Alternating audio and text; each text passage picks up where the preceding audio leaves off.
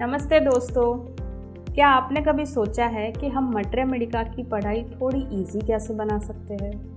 4500 से अधिक रेमेडीज़ को याद कर पाना थोड़ा कठिन लगना कोई आश्चर्य की बात नहीं। लेकिन अगर मैं आपसे कहूँ कि इस प्रोसेस को इजी बनाने का एक तरीका है तो स्वागत है आज के एपिसोड में, जहां हम होम्योपैथी में ग्रुप स्टडी के बारे में जानेंगे और जानेंगे कि कैसे यह आपकी लर्निंग जर्नी को बदल सकता है।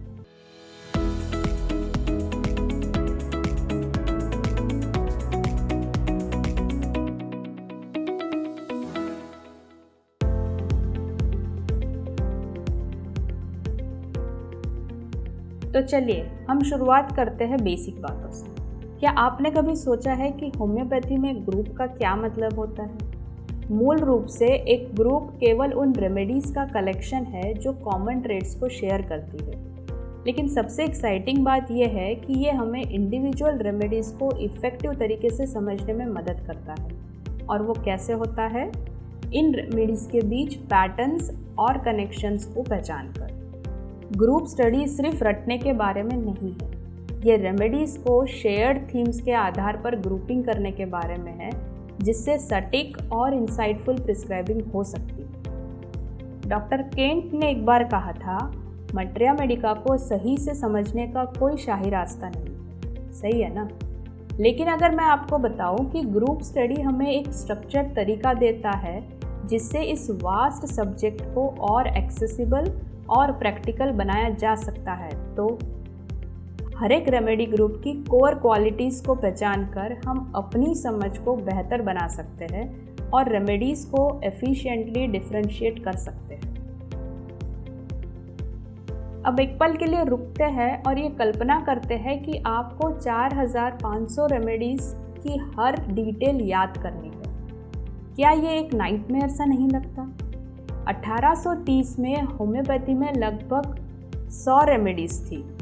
2002 तक ये संख्या बढ़कर 3500 तक आई और अब ये लगभग 4500 हो गई। क्या आप इस चुनौती को समझ सकते हैं? यही कारण है कि ग्रुप स्टडी इतना इम्पॉर्टेंट है। हज़ारों सिम्टम्स में खो जाने के बजाय ये हमें पैटर्न्स पहचानने, रेमेडीज़ को कनेक्ट करने और हमारी लर्निंग को स्ट्रक्चर करने में मदद करता है। क्या ये तरीका ज़्यादा मैनेजेबल नहीं लगता? तो चलिए बात करते हैं रेमेडीज़ को ग्रुप्स में पढ़ने से हमें क्या हासिल होगा। क्या आपने कभी इतने बड़े मटरिया मेडिका के बोझ तले दबा हुआ महसूस किया है? हम सभी ने किया है। रेमेडीज़ को ग्रुप्स में ऑर्गेनाइज करके हम कॉम्प्लेक्स डेटा को इजी बना सकते हैं, जिससे कनेक्शंस समझ पाना आसान हो जाता है। और ऐसा करने से आपको क्या फ़ायदा होगा? ऐसा करने से आप कॉन्स्टिट्यूशनल रेमेडीज़ को और एफिशिएंटली आइडेंटिफाई कर सकते हैं। ग्रुप स्टडी सिर्फ रेमेडीज़ को याद करने में मदद नहीं करता, ये आपको गहराई से सोचने के लिए, रेमेडीज़ के छिपे हुए पहलुओं को उजागर करने के लिए और अपनी नॉलेज को टेस्ट करने में भी मदद करता है। एक्सपेरिमेंट्स और क्लिनिकल प्रैक्टिस के माध्यम से हम रेमेडीज़ को वैलिडेट कर सकते हैं और अपनी समझ रिफाइन कर सकते हैं।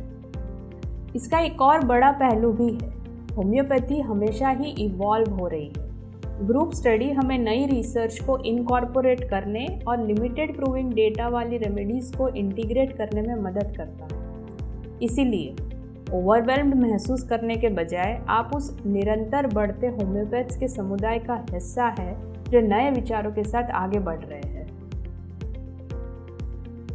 क्या आपने कभी सोचा है कि ये सब कहाँ से शुरू हुआ?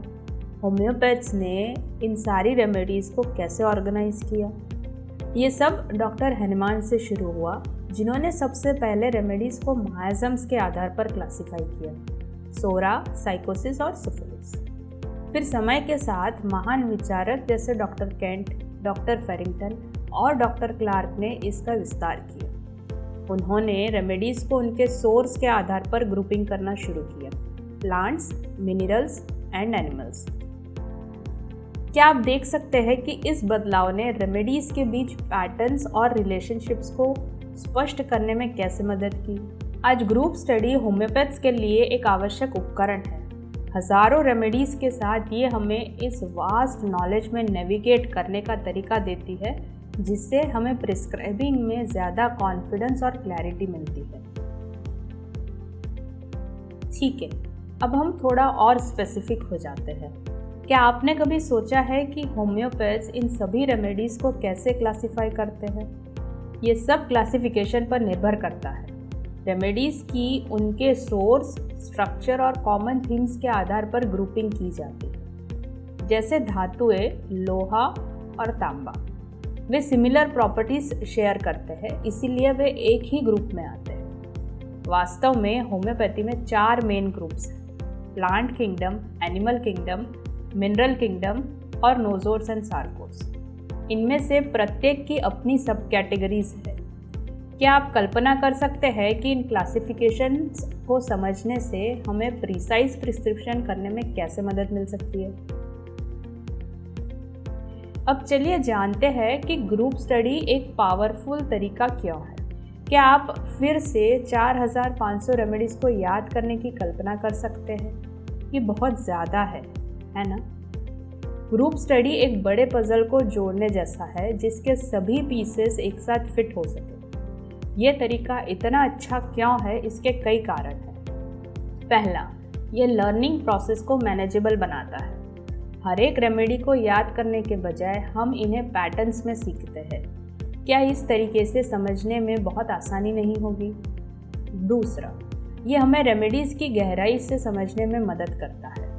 ग्रुप स्टडी करने से हम उनके कॉमन पॉइंट्स को उजागर कर सकते हैं, कैसे वे माइंड और बॉडी को अफेक्ट करते हैं, उनके जनरल ट्रेट्स और उनकी विशेष सूक्ष्मताएं जो उन्हें विशेष बनाती है, उसे जान पाते हैं। तीसरा, ये रेमेडीज़ के थीम्स को उजागर करता है। इसे ऐसे समझे कि हर एक रेमेडी के पीछे की कहानी अनकवर होती है। रेमेडीज़ को ग्रुप में पढ़ने से हम उनके रिलेशनशिप्स को समझ पाते हैं, जिससे प्रिस्क्राइबिंग और भी इंसाइटफुल हो जाती है। चौथा, ये कॉन्स्टिट्यूशनल प्रिस्क्राइबिंग को बढ़ाता है। रेमेडीज़ में पैटर्न्स देखने से हम पेशेंट की कॉन्स्टिट्यूशनल रेमेडी को इफेक्टिवली पहचान सकते हैं।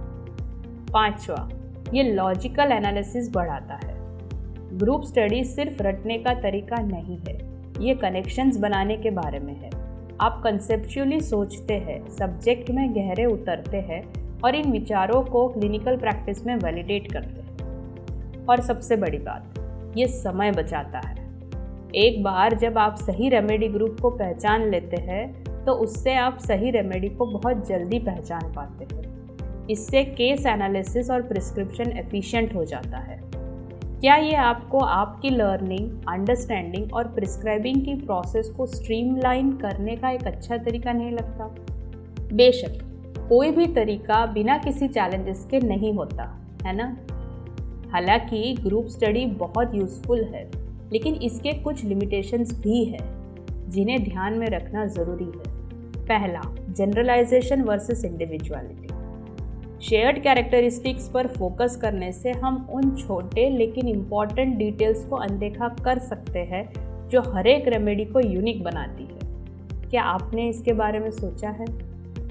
दूसरा, पक्षपाती होने का खतरा। बजाय इसके कि हम पेशेंट की स्पेसिफिक प्रेजेंटेशन के आधार पर इंडिविजुअलाइजेशन करके रेमेडी को सिलेक्ट करें, हम ग्रुप ट्रेट्स पर बहुत अधिक निर्भर होने से अजम्पशंस करने लग सकते हैं। इससे आपकी प्रिस्क्राइबिंग की एक्यूरेसी पर असर पड़ सकता है।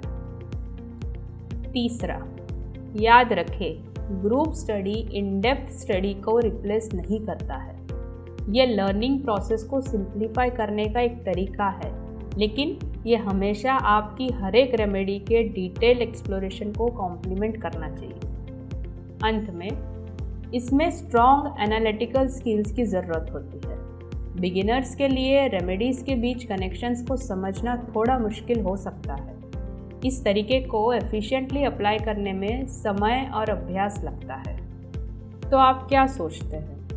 हालांकि ग्रुप स्टडी एक अच्छा तरीका है, लेकिन ये केयरफुल इंडिविजुअल एनालिसिस के साथ बैलेंस्ड होने पर सबसे अच्छा काम करता है। ग्रुप स्टडी स्टैटिक नहीं है, ये इवॉल्व हो रही है। दुनिया भर के होम्योपैथ्स क्लासिफिकेशन मेथड्स को रिफाइन कर रहे हैं, जिससे रेमेडी सिलेक्शन और भी प्रिसाइज हो रहा है। क्या आप कल्पना कर सकते हैं कि एक दिन ग्रुप एनालिसिस और क्लिनिकल प्रैक्टिस को एक साथ मिलाकर प्रैक्टिशनर्स और भी कॉन्फिडेंस के साथ प्रिस्क्राइब करेंगे। होम्योपैथी में ग्रुप स्टडी का भविष्य उज्जवल है और ये एक्साइटिंग है कि हम इस बढ़ते हुए क्षेत्र का हिस्सा है। और यहीं पर होम्योपैथी में ग्रुप स्टडी पे हमारा इंट्रोडक्शन पूरा होता है। आपको कैसा लगा? क्या ये मट्रे मेडिका जैसे वास्ट सब्जेक्ट को पढ़ने का एक एक्साइटिंग तरीका नहीं है? हमारे अगले वीडियो में हम स्पेसिफिक रेमेडी ग्रुप्स और उनके प्रैक्टिकल एप्लीकेशंस पर चर्चा करेंगे। यदि आपको ये वीडियो पसंद आया हो तो इसे लाइक, शेयर और सब्सक्राइब करना ना भूलें ताकि आप होम्योपैथी की दिलचस्प दुनिया का और भी अधिक ज्ञान प्राप्त कर सकें। फिर मिलते हैं। बाय।